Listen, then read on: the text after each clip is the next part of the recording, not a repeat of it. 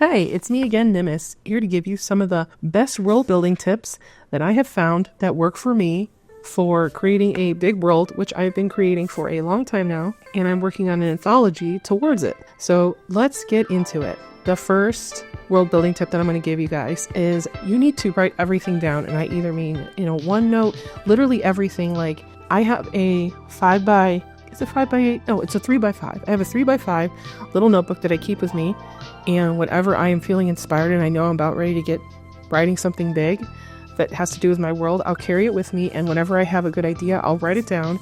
And I literally keep everything, because if you keep everything, you will find a use for it, or you'll just get rid of some of it. But not having it and not writing it down is going to be your biggest mistake. Okay? Always write everything down.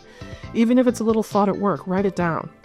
I have the best ideas when I'm not at home. 2, some people write their timeline before they start their world, but I actually started after, where I had so many characters and so many places and so many things. So what I would do is have a character who is your Jesus. Okay, I'm not saying like a figure who is big enough to be your Jesus. Okay, and by Jesus I mean they're a prominent figure in the world, so big that they can change the timeline of events afterwards are no longer the same as they were before.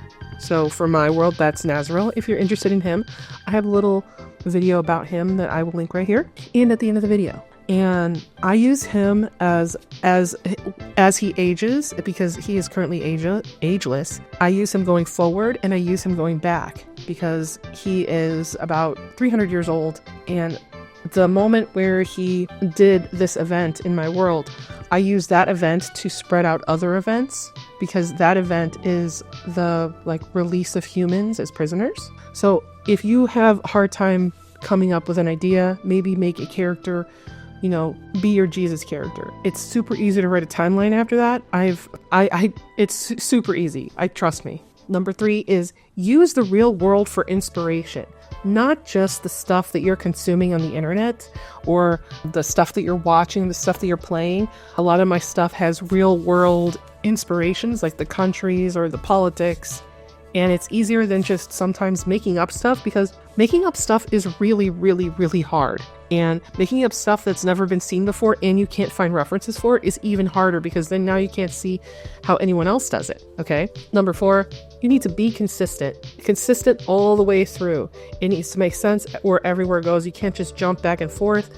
For example, I kind of mix a little bit of late Middle Ages with colonial period. And my world is a little bit leaning towards colonial punk, not Middle Ages, but it still has some of the stuff that's a little bit older, because I don't want to go further than that. So I have to keep everything in line with that, meaning there is stuff in your fantasy world or your whatever that would have a certain level of tech that they're using for the time. I would suggest do a little bit of research for that. Number 5, do not worry about doing something that's never been done before. It's okay to have stuff that's been done before. It's okay to have stuff that feels familiar, because to be honest, if everything is too unique, so far from what we know, it's not relatable anymore. So stuff has to be relatable to some people, even if it doesn't have to be relatable to everyone. It just, some people need to understand there's no need to be so insistent that every part of your world needs to be fresh and unique. Okay, that's really hard to do. It'll take forever, and people have been using dwarves and elves forever. Like, if you have dwarves and elves, okay, so you have dwarves and elves. Maybe you have a new look on what dwarves and elves are like, though. Number 6, this is your world, and not everyone is going to know as much as you do, and you do not need to lore dump in your writing, like for your stories. You don't need to lore dump everything. It's just not necessary. It goes overboard. It's uninteresting. Only add things that, add to the moment. As for 7, write a short story in your world using it. See what it's like, see how it works, see how people can engage with it when they see what you've written. And I'm not saying it has to be big. It can be really small. That's what I started doing, because I wanted to see if I even liked writing, because I loved world building, but did I love writing as much as I loved world building? And the answer is yes. I love writing, and I wrote a story of a character that was dying, and it was just a short story, and I showed it to a few people, and those people really liked it, and that's why I still love writing to this day. 8, find a way to organize your nonsense. You have to organize. I'm so sorry. You have to do it in some way. Use either one of those websites for world building or Google Docs or something. You have to find something to organize your stuff because it's going to be so hard when you have to reference that stuff.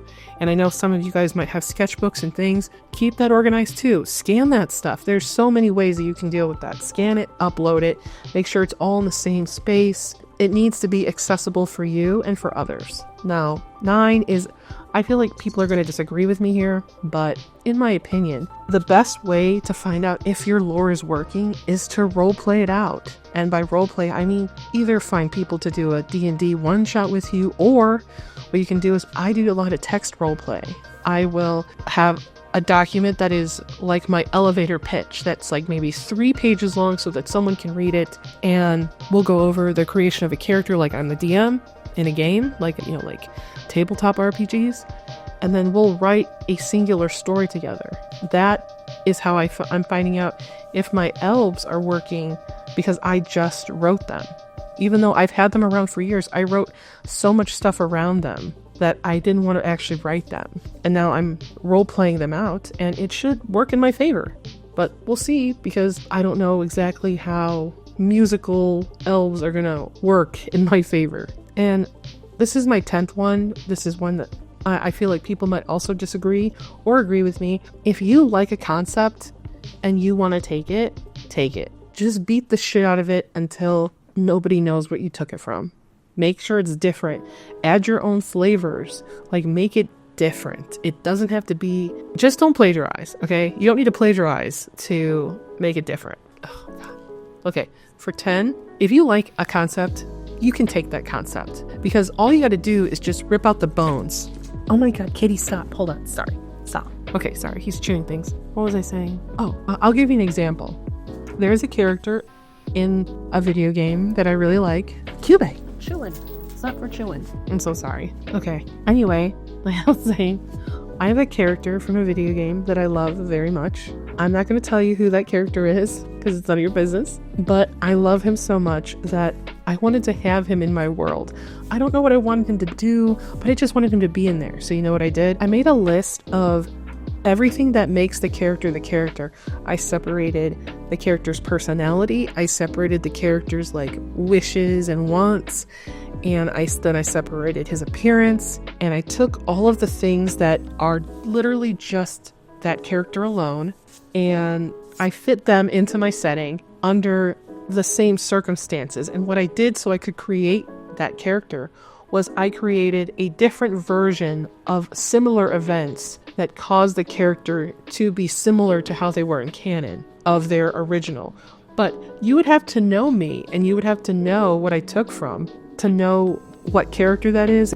Even now, they don't look exactly how they did in the canon, and even my version that I drew of them, you wouldn't be able to tell what character that character is based on. So it's okay to take a concept as long as you beat it enough. And maybe if you guys want, I can show you in another video, if you like this one, what I do if I want to take a concept from something and how I reverse engineer it so I can use it. So that's pretty much my top tips. I hope you guys really like it, because I do a lot of world building, and I figured I could give you guys advice. Feel free to follow me or subscribe. I could really use the subscribers. And if you're interested in knowing more about what I'm working on, I do have a Patreon where I am writing a blog about what I'm working on day to day. On my art stuff is also there too. And I write about what I'm doing towards my anthology, and if I come up with ideas and concepts. So you guys can see that. If you're interested, feel free. I would really love the support. And I will see you in the next one, guys. Peace out.